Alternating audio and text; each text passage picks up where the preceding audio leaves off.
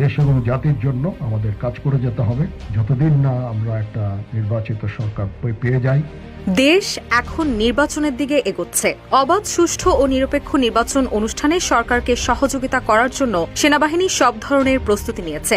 দীর্ঘ সময় ধরে সেনারা মাঠে দায়িত্ব পালন করছেন। আগে এত দীর্ঘ সময় মাঠে থাকতে হয়নি, তাই সবার সঙ্গে ভালো সম্পর্ক বজায় রাখতে হবে। দূরত্ব থাকলে তা দূর করতে হবে। 19 আগস্ট সকালে ঢাকা সেনানিবাসে অফিসার্স অ্যাড্রেসে এক অনুষ্ঠানে সেনা সদস্যদের উদ্দেশ্যে দেওয়া বক্তব্যে এসব কথা বলেন সেনাপ্রধান জেনারেল ওয়াকারুজ্জামান।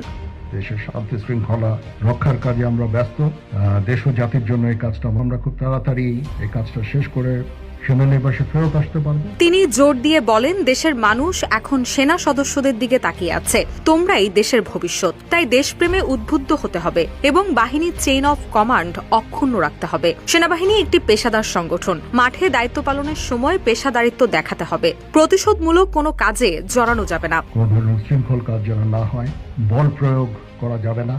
বল প্রয়োগ করতে গেলেও অত্যন্ত একেবারে প্রপোর্শনেট যেন হয় এবং যত কম বল প্রয়োগের মাধ্যমে কাজগুলো করা যায় ততই ভালো। বাংলাদেশ সেনাবাহিনী ইস্যুতে নানা কটূক্তির জবাবে তিনি বলেন, এসব মন্তব্যে অখুশি হওয়ার কিছু নেই। যারা এসব করছে তাদের বয়স কম, তারা আমাদের সন্তানের বয়সী। তারা বড় হলে নিজেদের ভুল বুঝতে পারবে, তখন নিজেরাই লজ্জিত হবে।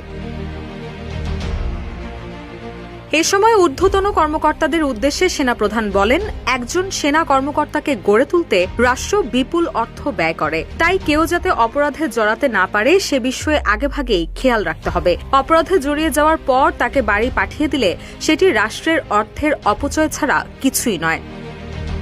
রুশা সুর, নিউজ ডেস্ক, ইত্তেফাক।